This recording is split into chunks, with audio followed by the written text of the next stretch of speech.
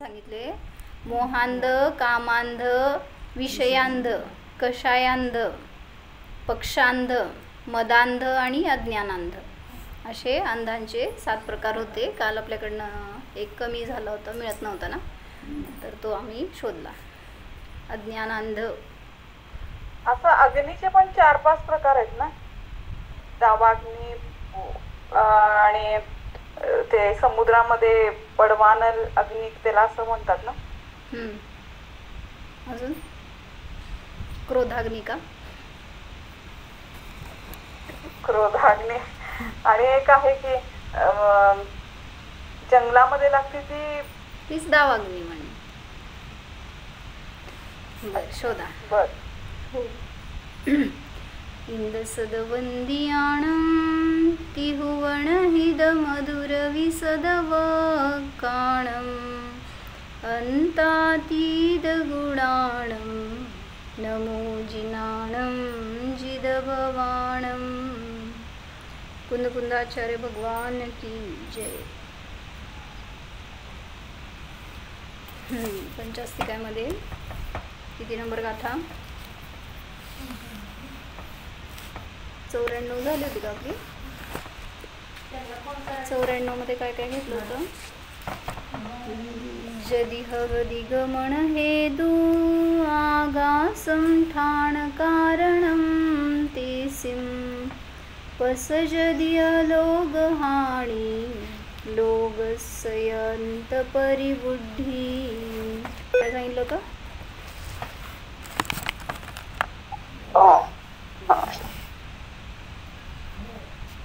जर आकाशद्रव्य धर्माधर्माचं कार्य करेल तर काय 2 आपत्ती येतील. अलोकाची हानी होईल आणि लोकाच्या अंताची वृद्धी होईल. म्हणजे सीमा राहणार नाही, लोक असीम होऊन जाईल. म्हणजे आकाशद्रव्याचे 2 भेद राहणार नाहीत. एक लोकाकाशच म्हणावा लागेल. अलोकाकाशाचा अभाव होऊन जाईल आणि लोकाकाश जेवढं परिमाणात आहे त्या परिमाणाची वृद्धी होत जाणार का? कारण जिथं 6 द्रव्य आढळतात त्याला लोक म्हणतात. मग ही 6 द्रव्य किंवा अन्य 5 द्रव्य कुठं आढळणार? सर्वत्र आढळणार. लोकाकाशाच्या बाहेर सुद्धा जातील. त्यामुळं त्या अलोकाकाशाला लोक संज्ञा प्राप्त होईल. म्हणून लोकाला मर्यादा राहणार नाही. तर काल इथपर्यंत झालं होतं. 95 गाथा बघायची होती. आकाश को जीव पुद्गल की गति स्थिति में निमित्त मानने पर 2 दोष आते हैं. एक तो अलोकाकाश का अभाव हो जाएगा और दूसरे लोकाकाश की वृद्धि हो जाएगी. इससे यह सिद्ध है कि आकाश द्रव्य का काम मात्र अवगाह देना है और यह भी धर्म अधर्म द्रव्य की तरह उदासीन निमित्त है. उदासीन का म्हटलं होतं? करता नाही. हां, म्हणून फक्त हजर मात्र आहे. ज्याला इच्छा आहे त्याला ॲक्च्युली काय जागाची इच्छा म्हणायचं गरज नाही. म्हणजे आहे तर व्यापलेली जागा सगळ्यांनी स्वभावतःच आहे. ज्याचं त्याचं उपादानगत काय हो? जागासाठी निमित्त आकाशद्रव्य आहे. उपादान काय आहे? हां, म्हणजे स्वतःचं अवगाहनत्व जे आहे ते उपादान आहे आणि बहिरंगामध्ये निमित्त आकाशद्रव्य आहे. मग असं लावलं होतं आम्ही. दोन्हींचं कार्य लावलं. काय? जीवाला आकाशद्रव्यानी जागा दिली तर जीवाचं कार्य सांगा आणि आकाशाचं कार्य सांगा. दोन्हीमध्ये हा ना, हे जीवाकडनं झालं. जीवाला उपादान करा आणि एकदा आकाशाला उपादान करा. सांगा. आकाशाने जागा दिली, हे आकाशातून उपादान निमित्त आकाश निमित्त आणि जीवाचं आव्हान त्याची योग्यता, त्याच्या स्वतःच्या प्रदेशात ते राहतं. हे जीवाची उपादानगत योग्यता आणि त्यावेळी आकाशद्रव्य निमित्त आहे. आता हे जीवाकडून झालं. आता पुद्गला त्यावेळी आकाशाचं कार्य काय झालंय? स्वतःचं आकाशाचं परिणमन झालं. हे त्याचं कार्य काय म्हणायचं?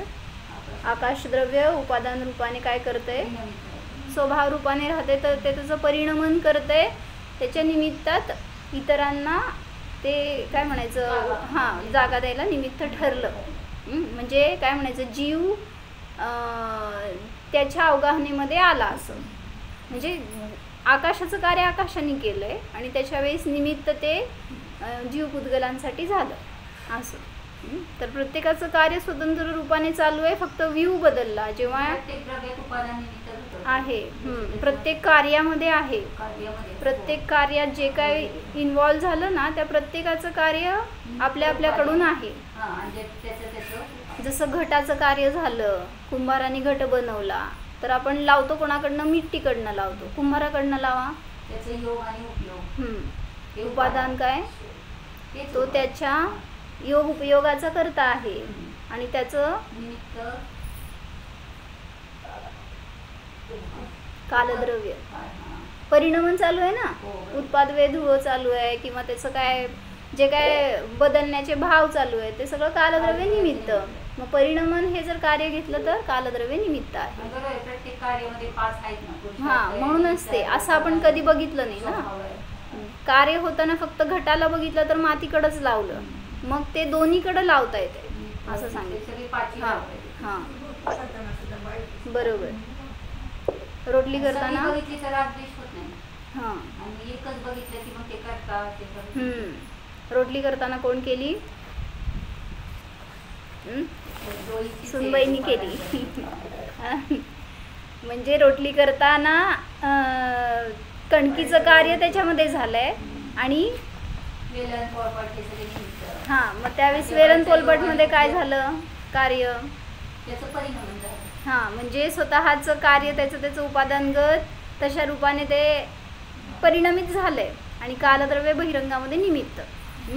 असं तर प्रत्येक द्रव्यामध्ये कार्य चालू आहे. धर्मद्रव्य जीव पुद्गलाला प्रत्येक गमन. कार्याचे परिणाम तर चालूच आहे, पण ज्याचं त्याच्यात चालू आहे त्यामुळे हा. मला काय त्याचं सुख दुःख, पण मी त्यालाच निमित्त म्हणजे करता मानतोय. बाहेर कार्य घडतंय त्याला मी करतो हे मानतोय. माझ्यात जे घडलं त्याकडे दृष्टी नाही आहे.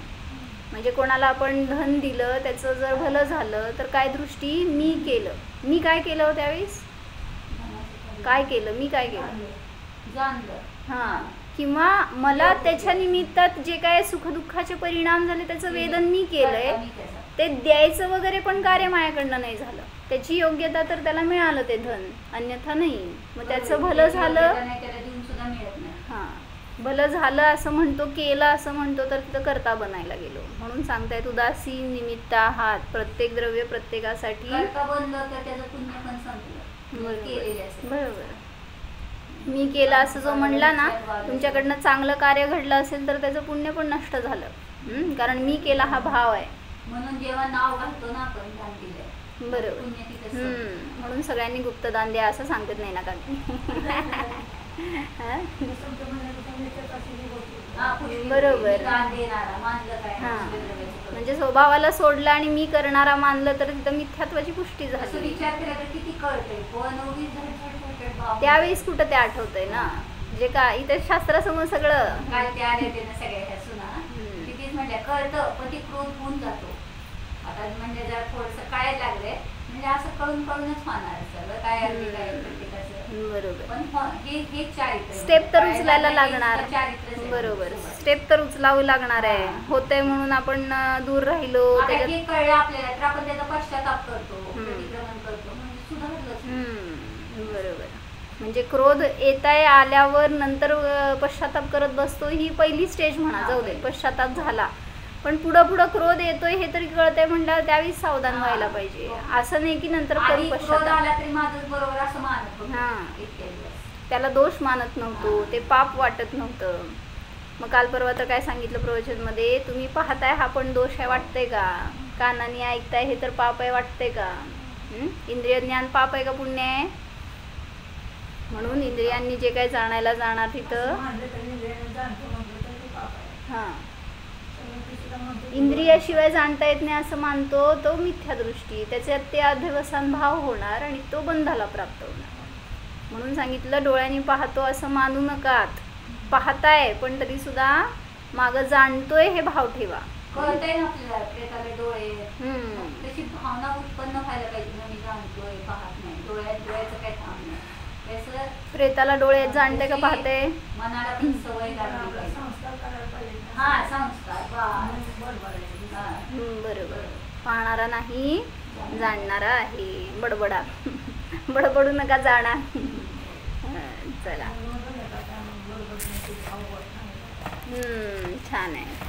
पिठी का द्यावं पिठी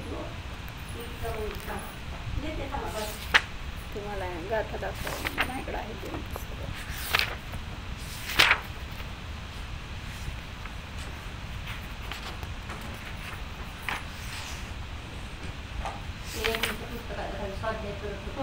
तुम्हाला एक देऊ का?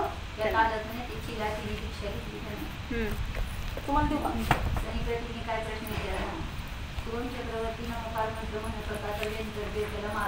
काय वाचलं पहिलं सांगा. बरं चिलातीने मामाच्या मुलीचं वध केला. आता तो मारणार हे त्याला कळलं. पुढे गेला त्याला मुलीला दिसले आणि त्यांना त्यांचं तत्वज्ञान जे वडिलांनी दिलं होतं लहानपणी पित्राचा मुलगा होता ना चिलाती. ते त्यांना स्मरण झालं आणि हे म्हणजे एवढंच आपल्या संरक्षणाचं स्थान दीक्षा घेतली. मग दीक्षा घेतल्या ती नंतर झालेली. जिला मारलं ती सुभद्रा नाव असतं तिचं बहुतेक. तिला नंतर झाली आणि चिलाती मुनी झाले होते त्यांच्यावर उपसर्ग केला. त्यांचं म्हणणं काय की तो नमोकार मंत्र म्हणत होता तर नेमकं त्याला मारू शकला. तो काय म्हणला पाण्यावर मी त्याच्यावर चालत नाही, मी आता तुला काय करू शकत नाही.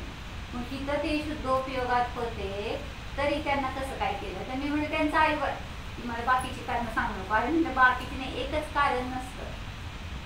त्यांचं आयुकर्म संपलं होतं. मग तसं सीतेचं आणि पांडवांचं पण लावता येतं नाही. उलट सीतेपेक्षा उत्कृष्ट भाव पांडवांच्या. पांडवांचं शरीर जळालं, सीतेचं अग्निकुंडाचं जलकुंड झालं. म्हणलं की म्हणून तर विशिष्ट पुण्य लागत असतं त्यांना. पुण्य त्या प्रकारचं पुण्य. मग म्हणलं की तिथं काय म्हणून तर त्यांनी विचारलं ना. सीता तर स्त्री पर्यायामध्ये होती आणि तर मुनींच्या डोक्यावर शेगडी ठेवली. पुढे सारखा की त्यांच्या शास्त्रात बघता येतं. तर त्या सीतेचा उपसर्ग दूर झाला मग काय तिथं पाप केलं होतं का म्हणलं. यशोधर मुनींनी डोक्यावर शेगडी ठेवली तर, गळ्यात साप टाकला तर, गजकुमार मुनींच्या डोक्यावर शेगडी ठेवली. मग तिथं का आले नाहीत म्हणले व्यंतर. नाही व्यंतर का आले नाहीत तिथं मग मदत करायला असं त्यांनी विचारलं. अनेक ठिकाणी असायला पाहिजे तर मदत करायला येणार, नाही तर नाही.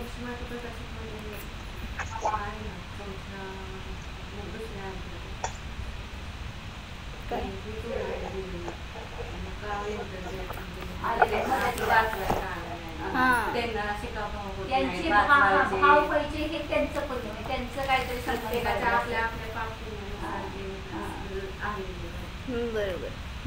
म्हणून त्याच्यामुळं ते पापी ठरत नसतात. म्हणजे मदत करायला आले तर पुण्यवान, नाही तर पापी असं नाही आहे. शेवटी ज्याच्या त्याच्या तशी योग्यता त्या समयाची, पण त्यांचे परिणाम समान होते ना. आता त्या केव्हा म्हणता येईल जेव्हा उपसर्ग होते परिणाम बिघडले वैराची भाव डोक्यावर घ्या ते पापी म्हणता येईल. ह्यांचं तर तसं काहीच नव्हतं. तेच ना, स्वतःचे परिणाम त्यांचे विशुद्ध होते तर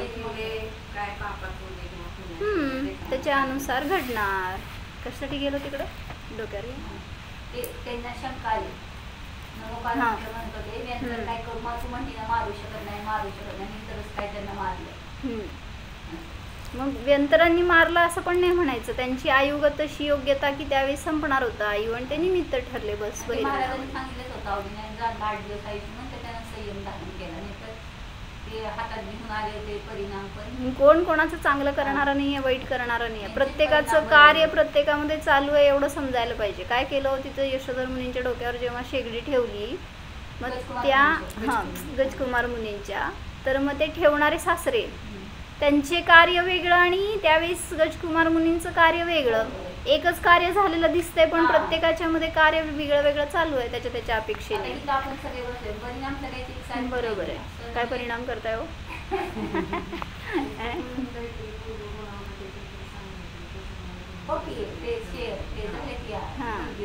बरोबर. म्हणजे आहे त्यांचं कारण. एका वेळेस जे कार्य घडतं त्यावेळेस आपण मानतो की ते मी केलं, तर सांगतोय आम्ही की तर प्रत्येकाचं कार्य प्रत्येकामध्ये चालू आहे. जसं आता सांगितलं की रोटली केली तर मी केली का नाही हो म्हणा. जेवण केलं कोण केलं, पोट भरलं. असुर जातीचे देव नरकात भांडणं घालायला जातात ना, ती सगळ्या नारकींची भांडणं आली का नाही, ज्याच्याशी संबंध आहे त्याचीच लागते. तसंच सांगितलं, जे देवजातीत संबोधन करायला सगळ्या नारकींना करत नाहीत, हा. एकाच नारकीला ते ज्याचं पुण्य आता असते ना सीता गेली, रावणाला लक्ष्मण केलं, बाकीचे तिथं नाही. बाकी नारकी किंवा होते. चारणवृत्ती काही मुनीस एका सिंहाला केलं, हा. सगळ्या सिंह होते की तिथं सिंह, पण त्यांचं उपादान हा, नव्हतं. ऐकण्याचे भाव पण तिथं व्हायला पाहिजेत पाहिजे तसे. ना. त्या नरकात पण म्हणले ते दोघच जणांना ऐकायला आलं. ती काय देशना त्यांनी जी काय दिली सम्यक्त्वाची, तर ती इतर नारकींना पण ग्रहण झाली नाही. मग प्रत्येकाचं शेवटी तिथं कार्य असुर जातीच्या different देवाचा आहे. बंध का होतो म्हटले तर आपण ती पैस बघतो ना, जुगाड लावून. किंवा कुस्ती बघतो, ते चला. तसं बघितलं की त्या जातीत जन्म.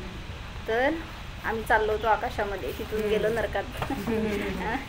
आता जाऊ परत धर्मात. तर 95 नंबरची गाथा आहे. तम्हा धम्मा धम्मा गमनठिति कारणानि नागासम् इति जिणवरे हिंबणितं लोकसहावं सुनंताणं. मी काढून ठेवली ती तुम्हाला, तुम्ही का काढली? त्याचा नंबर वेगळा आहे. तम्मा धम्मा धम्मा आहे बघा, थोडंसं 4-5 गाथा पुढे आहेत त्याच्या. 102. तर काय सांगितलं? पदर. तम्हा धम्मा धम्म अधम्म गमन ठिदी कारणाणी, म्हणून जय श्रीमा काय सांगायला लागले प्रकरण सगळं सांगून झालं. आता उपसंहार चालू झालाय. आकाशद्रव्य गमन स्थिती करत नाही तर कोण करतं? धर्मद्रव्य गमनाला कारण आहे, अधर्मद्रव्य स्थितीला कारण आहे. न आगासम, आकाशद्रव्य गमन स्थितीला कारण नाही. म्हणले असं की अशी शंका पण आपल्याला उठत नाही की अजून का आकाशद्रव्य करू दे काम गतीचं स्थितीचं. सगळं शंका आचार्यांनाच उठल्यात, सगळं त्यांनी समाधान केलं. आपण नुसते ठोकळे ऐकत राहायचं फक्त, काय सांगायला लागले तेवढं.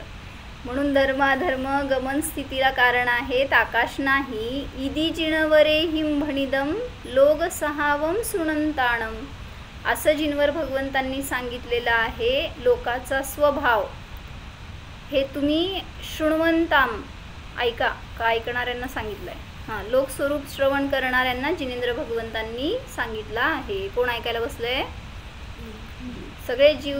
मी बसलो आहे ऐकायला. तर मला सांगतायत भगवान की आकाशद्रव्य गमन स्थितीचा करता नाही. आकाशद्रव्याचा हेतू फक्त अवगाहन हेतुत्व आहे. वाचा. अमृतचंद्राचार्यजींची टीका आहे. आकाशस्य गती स्थिती हेतुत्व निरास व्याख्या उपसंहारः अयम. काय अयम म्हणजे हा आकाशाच्या गतिस्थितीच्या हेतुपणाचा निरसन करण्याचा व्याख्यानाचा उपसंहार आहे. म्हणजे शेवट करतायत. आता 7 गाथा सांगितल्या आकाशद्रव्याच्या. एवढा विस्तार करून दोन्ही आचार्यांनी अजून परत त्यामध्ये खुलासा वेगळा वेगळा, परत अजून वर्णींचं प्रवचन वेगळं आणि आमचं अजून वेगळं. म्हणजे एवढा आकाशद्रव्य मोठं आहे. तर काल म्हणून मी संध्याकाळी काय सांगितलं की तुम्हाला सांगितलं ना की एका पंडितांनी सांगितलं की समुद्र बघितला नव्हता. हां, तुम्हाला सांगितलं. मग ते म्हणले कधी गेले होते, कुठल्या मुंबईला गेले होते, आणि त्यावेळेस ते समुद्र समक्ष बघितला असा प्रत्यक्ष. तर म्हणले नुसतं वाचून माहिती होतं समुद्र अथांग असतो, विशाल असतो, इतका मोठा असतो, पण म्हणले बघितल्यावर जी भाववासना झाली ना त्यातून मला ज्ञान सागर दिसला. म्हणले नुसतं आपण ज्ञान सागर म्हणतो ना, सागर म्हणजे काय माहित नाही, लय बघून माहित नाही ज्याला. मग त्यानं त्यावेळेस भाववासना झाली. म्हणले ज्ञान किती अथांग आहे, किती विशाल आहे, म्हणून सागर म्हणतात. आनंद सागर आहे. मग ते अजून मला स्वरूपाचं वेदन झालं म्हणते त्याच्यातून. असं म्हणून सगळीकडे जाऊन फिरून येतं तेव्हा भाववासना आत यायला पाहिजे, बाहेर नाही. तर हा त्याच्यासाठी असं सांगत होते की इतका विस्तार केला आकाशद्रव्याचा, ते पण एवढं द्रव्य विशाल आहे की त्याचं फक्त आपण अवगाहन हेतुत्वपर्यंत सांगितलं की संपलं. लय तर काय 5-6 द्रव्यांना जागा देतं, त्याचे 2 भेद आहेत, इतकंपर्यंतच ज्ञान आहे. पण असं सगळा खुलासा त्यांनी केला तर खूप मोठा विस्तार आहे जिनवाणी ही. तर हा आकाशद्रव्याच्या गतिस्थितीच्या हेतूचा निरासाच्या व्याख्यानाचा उपसंहार आहे. धर्म अधर्म धर्मौ एव धर्म अधर्मौ एव गतिस्थितिकारणः कारणे कारणे न आकाशम इति. धर्म अधर्मच गतिस्थितीमध्ये कारण रूप आहेत, आकाश द्रव्य नाही. म्हणजे आकाश हे दुसऱ्याचं कार्य करत नाही. गती आणि स्थिती हे धर्माधर्म द्रव्याचं कार्य आहे, आकाशाचं नाही. ठीक आहे. तुम्ही मिळाल नसता, तुम्हाला ध्यान नाही आहे. ठीक आहे, ही आहे आता त्याच्यात. अथ आकाशस्य गतिस्थिती कारण निराकरण व्याख्यान उपसंहारः कथ्यते. नंतर आकाशाच्या गती स्थिती कारणाच्या निराकरणाच्या व्याख्यानाचा उपसंहार करतात, सांगतात. म्हणजे आतापर्यंत जे काही विस्तार केला तर तो आता इथं समारोप करणार आहेत त्या गोष्टीचा. ह्याच्या पुढे आता प्रकरण बदलणार. म्हणजे आकाशद्रव्य काय करतं आणि काय करत नाही हे इथपर्यंत सांगितलं. अजून सांगायचे थांबा, हे आता गाथेचं अजून संपू दे. तस्मात् धर्म अधर्मौ गमनस्थिती कारणे न च आकाशम इति जिनवरैहि भणितम्. तस्मात म्हणजे म्हणून हे गाथेची छाया केलेली असते जयसेनाचार्यजींनी. जशी गाथा आहे ना तसंच खाली त्यांनी त्याचा संस्कृत केलेलं असतं. म्हणून धर्म अधर्म गतिस्थितीमध्ये कारण आहेत आणि आकाश द्रव्य नाही असं जिनवरांच्या द्वारे भणितम म्हणजे सांगितलेलं आहे. केशाम संबंधित्वेन असं वाचायचं. वाचा. केशाम संबंधित्वेन कोणाच्या संबंधामध्ये सांगितले किंवा कोणाला सांगितलेत असं म्हणायचंय. तर भव्यानाम भव्य जीवांना सांगितलंय, अभव्यांना सांगितलं नाही का. मग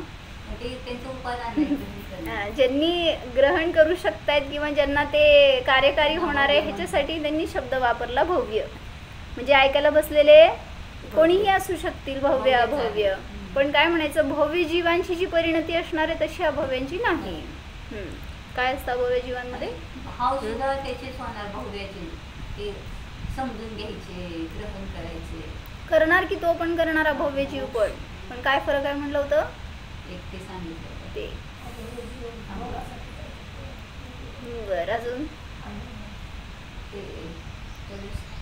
कर्तृत्वाची अटक असते. अभव्य जीवांना सूक्ष्म कर्तृत्वाचं अटक असते असं सांगितलं वर्णिजींनी प्रवचन मध्ये. सूक्ष्म कर्तृत्वाची अटक असते म्हणजे कर्ताभाव पडलेला असतो अंतरंगामध्ये. जे पण करतोय, ऐकतोय, ग्रहण करतोय, मुनी दीक्षा घेतली, कर्तृत्व अंतरंगामध्ये राहिलेलं असतं. म्हणणार नाही, भलेही मानणार नाही म्हणतोय, पण तरी सुद्धा परिणामात राहिलेलं असतं. त्यामुळं अभव्य जीवाचा उद्धार होऊ शकत नाही. म्हणजे आपण पण उलट उत्कृष्ट दिसल सगळं त्याचं अभव्याचं, पण तरी सुद्धा परिणामांमध्ये. म्हणून म्हणलं की आपल्यामध्ये कर्तृत्व पडलं असेल तर पहिला त्याचं निराकरण करा. ते पण आहे. आणि ग्रहण पण होणार नाही त्या दृष्टीने. तसं कर्तृत्वाचं जर पडलेलं असेल तर उलटच ग्रहण करणार. बरोबर. म्हणून सांगितलं भव्यांना हे उपदेश दिलेला आहे. जे काय सांगितलं ते. किम कुर्वन्ताम किम कुर्वन्ताम काय करत असताना, म्हणजे ते भव्य जीव काय करत असताना त्यांना हे सांगतायत. समौशरणे लोकस्वभावम शृण्वन्ताम इति भावार्थः. जे समौशरणामध्ये लोकाचा स्वभाव ऐकायला बसलेत ना त्यांना सांगतायत, तुम्हाला नाही असं म्हणायचंय. आपण पण समौशरणात बसलोय, समोर आपले भगवान बोलतायत. तर जे कोणी ऐकतायत भगवंतांची दिव्यध्वनी ते सगळे समौशरणामध्येच आहेत. आणि मग तिथं त्या लोक स्वभावाला ऐकत असताना त्या भव्य जीवांना जिनवर भगवान सांगतायत. काय सांगितलं, म्हणजे असं नाही, समौशरण म्हणजे जिथं दिव्यध्वनी कीर्ती भगवंतांचं आहे, सानिध्य आहे ते समौशरण म्हणा. तर जिथं लोक बोला लोक स्वभाव म्हणून लोक आकाशाचा स्वभाव सांगायचा आहे का.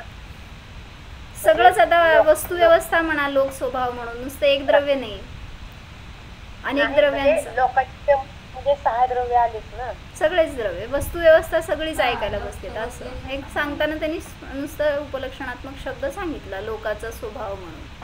मग त्यात लोक स्वभाव पण घ्या. दिले की पुढे वस्तू का स्वरूप तुमच्याकडे दिलं काय लिहिलं वाचा.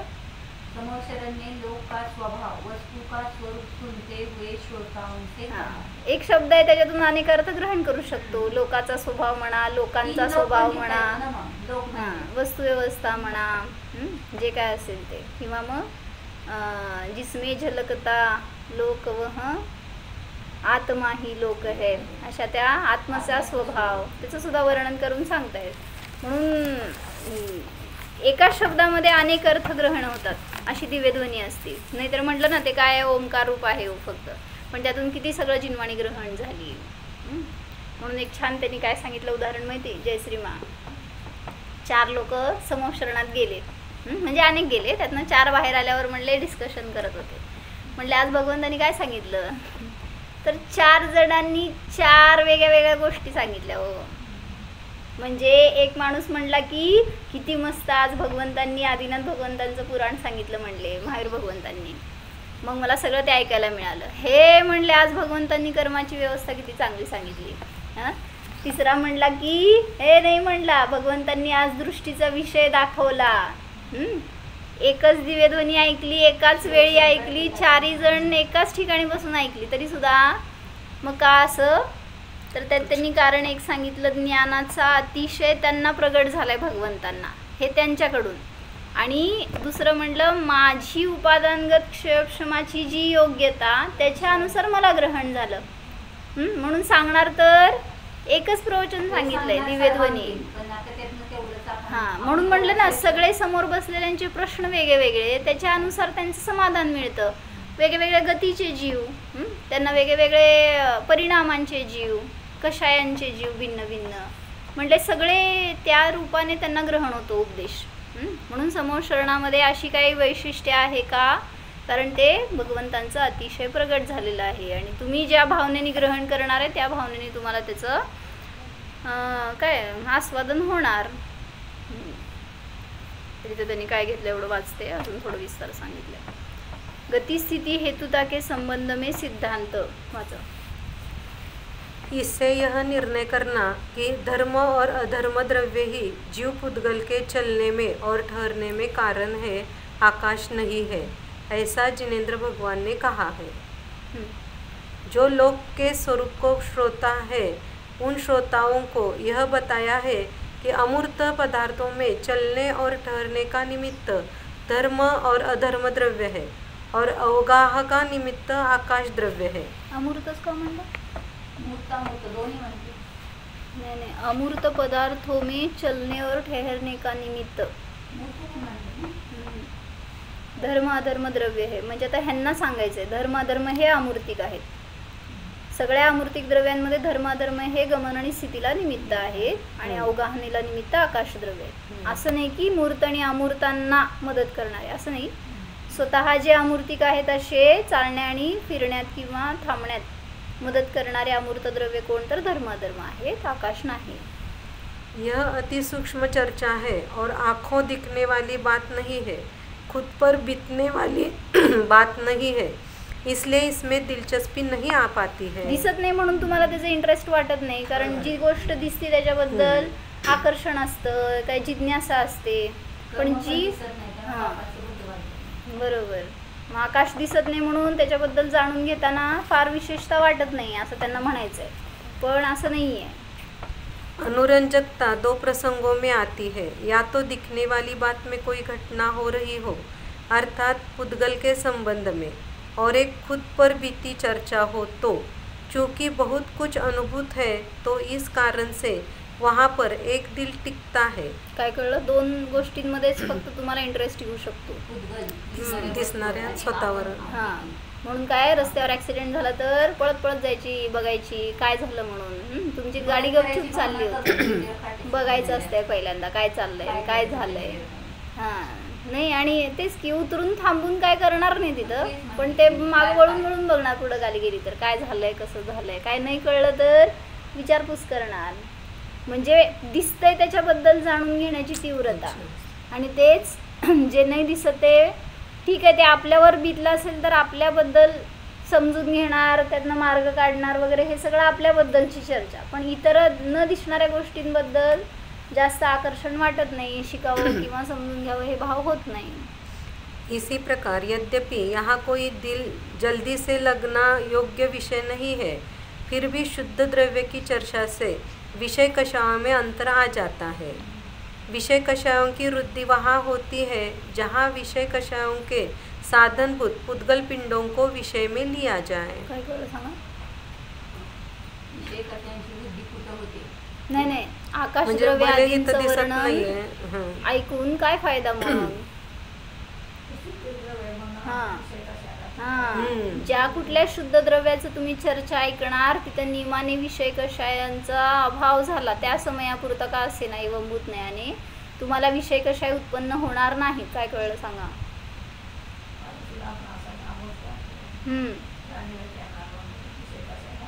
शुद्ध आहे ना स्वभाव तो त्याच्यामध्ये अशुद्धी नाही आहे, विभाव परिणमन नाही आहे.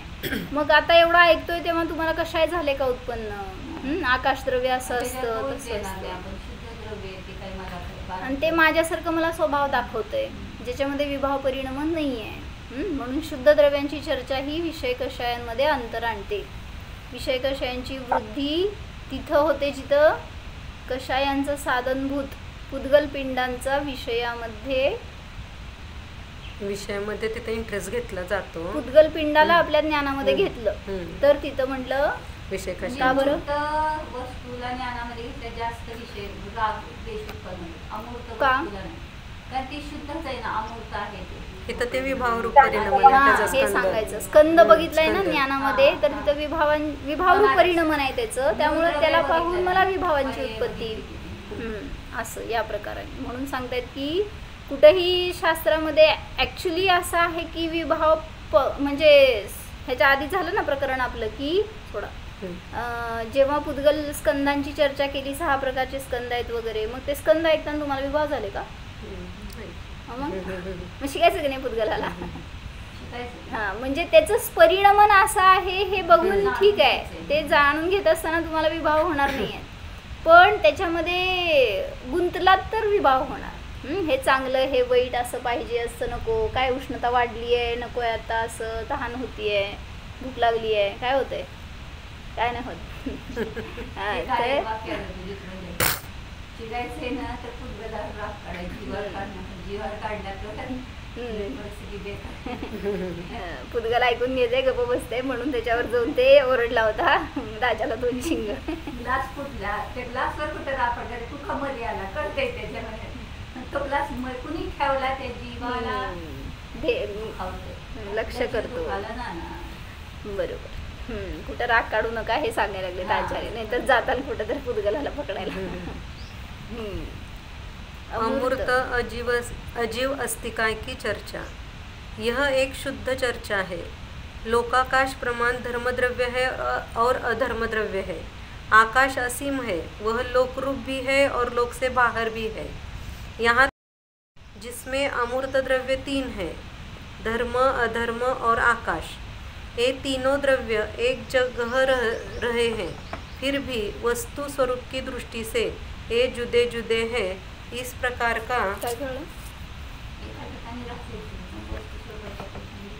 एका क्षेत्रात राहिले तरी वेगवेगळे धर्म, अधर्म, आकाश. 5 अस्तिकायांचं वर्णन करतायत. त्याच्यामध्ये हे 3 द्रव्य अमूर्तिक आहेत, धर्म, अधर्म आणि आकाश.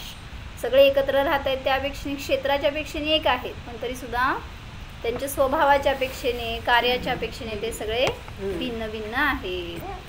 इस प्रकार का वर्णन करते हैं. म्हणून वस्तू स्वरूप समजून घेऊन आपल्याला आपली वस्तू ज्ञेय आहे, ध्येय आहे हे समजलं तर उपयोग आहे, अन्यथा त्याच्यामध्ये अडकत जाणार. म्हणून तिथं याच्यात सांगितलं ना समोर भावनेमध्ये काय, मैं हूँ वही शुद्धात्मा चैतन्य का मार्तंड हूँ, आनंद का रसकंद हूँ, मैं ज्ञान का घन पिंड हूँ, मैं ध्येय हूँ, मैं ध्यान हूँ, मैं ज्ञेय हूँ, मैं ज्ञान हूँ, बस एक न्यायक भाव हूँ, मैं स्वयं भगवान हूँ. काय सांगायचं होतं, कशासाठी सांगितलं? हे वर्णन ऐकून संवाद. हा, म्हणजे ह्या सगळ्यातून मी ज्ञेय ज्ञान आहे हे बघायचं आहे. त्या ज्ञेयाला जाणून त्याच्यामध्ये आकृष्ट व्हायचं नाही आहे. मीच ज्ञेय आहे, मीच ज्ञान आहे. म्हणजे ज्ञानामध्ये आलेला माझा विषय माझ्यासाठी ज्ञेय आहे. मग मी अन्य ज्ञेयांना विषय करायला जातो म्हणून त्यात अडकतो. म्हणून सांगतायत की मी स्वयं भगवान आहे, मीच ज्ञान आहे, ज्ञाता आहे, बाहेर असं कोणी अन्य द्रव्य नाही. मग हे सगळं आपल्याला शिकवलं वीरसागर महाराजजींनी. आणि काय कला दिली? मी जाणणारा आहे, परद्रव्याचा करता भोगता नाहीच. तर चंद्रमती माताजी काय सांगत होत्या? सम्यक आनंद से पूर्ण शांति से जीवन बिताना हो तो निम्नांकी 3 बातों का ज्ञान होना परम आवश्यक है. कोणाला जगायचं आहे? सम्यक आनंदाने किंवा पूर्ण शांतीने ज्याला जगायचं आहे त्यालाच. त्यासाठी पहिलं सांगितलं सम्यक आनंद का योग्य भोग्य विषय. दूसरं सम्यक आनंद लुटाने का योग्य साधन या उपाय. और सम्यक आनंद के ही फल की प्राप्ति होने का सुनिश्चित व्याप्ती ज्ञान. या सगळ्या गोष्टी समजून घेणं आवश्यक आहे जर त्याला शांतीचं जीवन जगायचं असेल तर.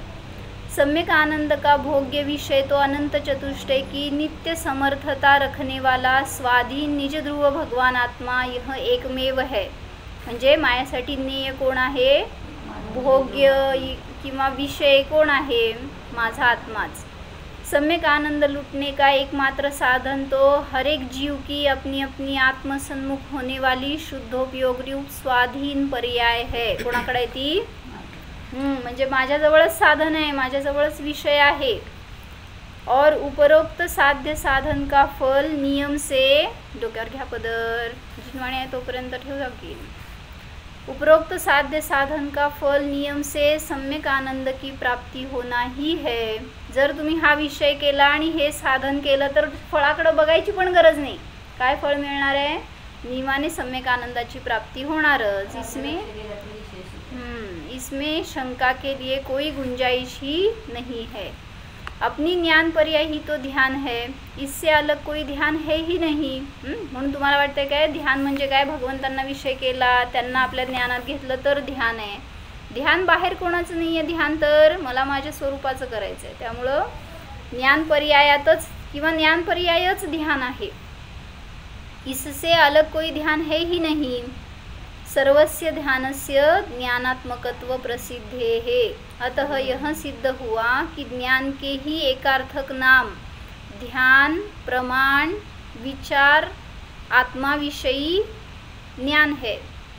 ध्येय के या ध्यान योग्य विषय के एकार्थक नाम ही तो ध्येय म्हणा, प्रमेय म्हणा, ज्ञेय म्हणा किंवा विषयरूप आत्मतत्व म्हणा. सगळे एकार्थवाची आहे. ते आपण चार्टमध्ये दाखवतो. कुठल्या चार्टमध्ये दाखवलं असं जयश्रीमा?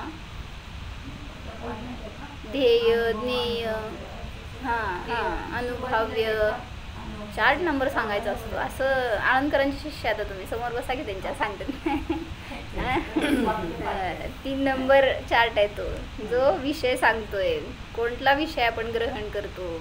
त्याच्यामध्ये एकार्थकवाची सगळी नावं सांगितली. ध्येय, ज्ञेय, प्रमेय, अनुभव्य अशी आणि भोग्य आणि साधनांसाठी तशीच त्याला अनुरूप नावं सांगितली. अतः शुद्धात्मा का ध्यान का मतलब ही शुद्धात्मा का ज्ञान है और शुद्ध ज्ञान से शुद्ध आत्मा की प्राप्ति, सम्यक आनंद की प्राप्ति नियम से होती है. ऐसा तो समयसार 186 गाथा में साक्षात कुंद कुंद जैसी शुद्धात्मा अनुभवी जैन जगत के सर्वमान्य भावलिंगी मुनी ने बताया है. काय सांगितलं सांगा? 186 गाथेत सगळ्यांना पाठ असायला पाहिजे. असं वय आर्यांची भाषा पाहिजे आम्हाला. किती वेळा गेला कुंतलगिरीला, किती वेळा पूजा केली आहे. नुसतंच नाव घेत आहे वीरसागर महाराज की जय. एवढं त्यांनी आपलं जीवन त्याच्यासाठी घालवलंय तर ती एक गाथा तर आपल्याला आत्मसात पाहिजे म्हणा. शुद्धम तु वियाणंतो शुद्धम चेव पयम लहदी जीवो जानंतो दुअशुद्धम अशुद्धमेव पयं लहरी. कुंद कुंद शतकवाले परीक्षार्थी. आम्हाला संस्कृतच पाहिजे, प्राकृत पाहिजे. तर अशी साक्षात कुंदकुंदांजशी अनुभूती घेणारे जे सर्वमान्य भावलिंगी संत आहेत त्यांनी सांगितलेली आहे. और वैसी ही वास्तव में अविनाभाव कार्य कारण भाव की व्यवस्था होने से आरातीय सर्व न्याय परीक्षा मर्मज्ञों ने एक मुख से मान्य भी किया है. इसके लिए पूरा जैन आगम प्रमाण है. उसी में जैन न्याय ग्रंथों की शाखा तो एकमात्र इसी प्रमेय प्रमाण प्रमिति को उजागर करने मात्र के लिए है. म्हणून सम्यक आनंदाचा भोग ज्याला घ्यायचा आहे त्यांनी विषय साधन आणि फळ याचं ज्ञान करून घेणं आवश्यक आहे. त्याच्यासाठी क्षीरसागर महाराजांच्या शरणाला जावा, न्यायदीपिका वाचा, तर आपल्याला सुद्धा ते सगळं ग्रहण होणार. ओम.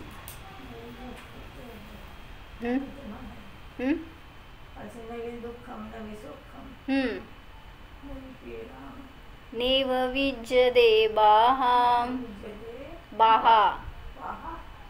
म्हणजे बाधा, बाधाचं बाहा झालं प्राकृत. नवी मरणम नवी जननम, नाही कुठलं करताय तुम्ही? हां तेच आहे की नवी मरणम नवी जननम तथ्ये वय होई निवाणम. त्यांनी पाठ केली गाथा, तशी तुम्ही करणार आहे. 186 जाणा. स्वतःच्या शुद्ध न्यायिक स्वभावाला जाणा. हा मी आत्माच आनंदासाठी भोग्य विषय आहे, ज्ञेय आहे, ध्येय आहे, अनुभव. माझा आनंद माझ्यामध्येच आहे, परामध्ये नाहीच. स्वाधीन सुख स्वरूपोहम